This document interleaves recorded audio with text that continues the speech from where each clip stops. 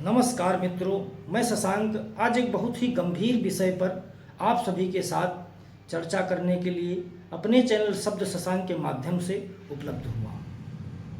मैं उन तमाम सनातनियों को जगाने आया हूं, मैं उन तमाम हिंदुओं को जगाने आया हूं जो आज किसी न किसी बेटी के बाप हैं या किसी न किसी बिटिया के भाई हैं। मित्रों, आज हिंदुओं को चारों तरफ से खत्म करने की योजनाएं बनाई जा रही हैं।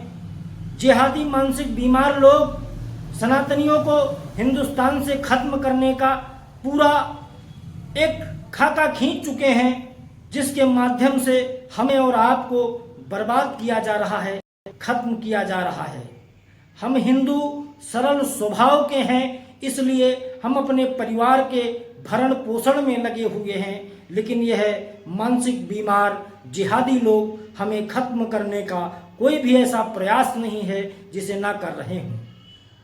मित्रों, अगर आज आप किसी बिटिया के बाप हैं तो आपको बता दूं कि इस समय हिंदुस्तान के भीतर प्रतिदिन 2000 से अधिक बिटिया लब जिहाद में फंसकर या तो स्वयं को खत्म कर रही हैं या सनातन धर्म को छोड़कर किसी और धर्म में जा रही हैं, क्योंकि वह मजबूर हैं, उनके पास और कोई विकल्प नहीं है। अब आपके सब मन में यह प्रश्न उठेगा कि आखिर में ऐसा क्या है कि वह मजबूर हैं। तो मैं आपको बता दूं कि वे मजबूर कैसे हैं, उनके साथ क्या जाल बुने गए हैं, उनके साथ क्या घटनाएं घटती हैं, जिसके बाद वह ऐसे कदम उठाती हैं। वरना कोई भी हिंदू बेटी, सनातनी बेटी अपने मजहब को इस प्रकार छोड़ करके जाना बिल्कुल नहीं पसंद करती। मित्रों, सबसे पहले हमारी बेटियों को, हमारी बहनों को प्यार के जाल में फंसाया जाता है। इनका टारगेट 15 से 16 साल की वह किशोर बालिकाएं हैं, जिनकी तार्किक शक्ति इतनी ज्यादा नहीं होती है कि वह स्वयं से अपने अच्छे या अपने बुरे का विचार कर सकें। उसके बाद उन्हें प्यार के जाल में फंसाने के बाद किसी ऐसी एकांत जगह पर ले जाया जाता है जहां से उनके नंगे फोटोग्राफ्स निकाले जा सकें, उनके वीडियोस बनाए जा सकें। और जैसे ही यह जिहादी लोग उनके वीडियोस बना पाते हैं या उनके गंदे फोटोग्राफ्स निकाल पाते हैं, ठीक उनके साथ वहीं से इनका गंदा खेल चालू हो जाता है। सबसे पहले उनसे कहा जाता है कि वह अपने घर से, अपने पिता की जेब से, अलमारी से जो भी कीमती वस्तुएं हैं, रुपया, पैसा, जेवर, वह चुरा कर उनके हाथ में सौंपें। कुछ दिन तक यह खेल खेला जाता है। उसके बाद उन्हें शादी के लिए मजबूर किया जाता है, क्योंकि उनका हाथ कहीं ना कहीं उनके पैर के नीचे दबा हुआ होता है, क्योंकि वह पूर्व में उनका वीडियो बना चुके होते हैं, उनके फोटोग्राफ्स ले चुके होते हैं। और उन लड़कियों को यह धमकी दी जाती है कि अगर तुमने कहीं अपनी जुबान खोली तो यह वीडियो सोशल मीडिया पर वायरल कर दिया जाएगा, जिससे तुम्हारे साथ तुम्हारे माता, तुम्हारे पिता और तुम्हारे भाई का जीवन बिल्कुल बर्बाद हो जाएगा।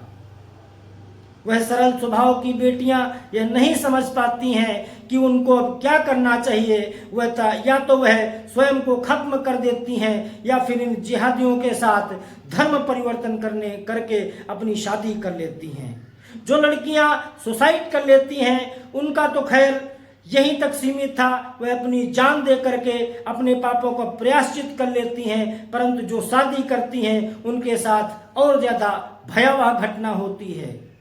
इसलिए मित्रों, अगर आप किसी बेटी के बाप हैं और अगर आप हिंदू हैं या सनातनी हैं तो आपको ध्यान देना पड़ेगा कि आपकी बेटी का किससे व्यवहार है, किससे मित्रता है, किसके साथ वह उठती है, किनके साथ वह बैठती है। उनको इन चीज़ों के प्रति सजग करना होगा कि तुम्हें इस प्रकार से छलने लोग आएंगे, तुमको इसके लिए तैयार रहना होगा। क्योंकि आज का माहौल, हर लड़का चाहता है कि उसकी कोई ना कोई लड़की एक मित्र हो, और हर लड़की चाहती है कि उसका कोई ना कोई एक लड़का मित्र हो, जिसे गर्लफ्रेंड या बॉयफ्रेंड कहते हैं। लेकिन हमें उनको सजग करना होगा। मान लो अगर वह मित्रता भी करना चाहती हैं तो करें, लेकिन उसके पूर्व वह जांच लें कि वह ऐसे किसी जाल का शिकार तो नहीं हो रही हैं।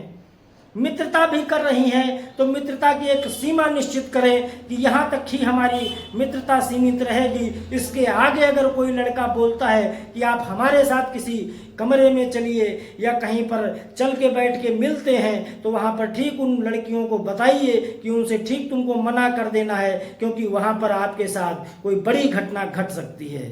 जय हिंद, जय भारत। मैं और जानकारी के साथ पुनः आप सभी से भेंट करूँगा। तब तक के लिए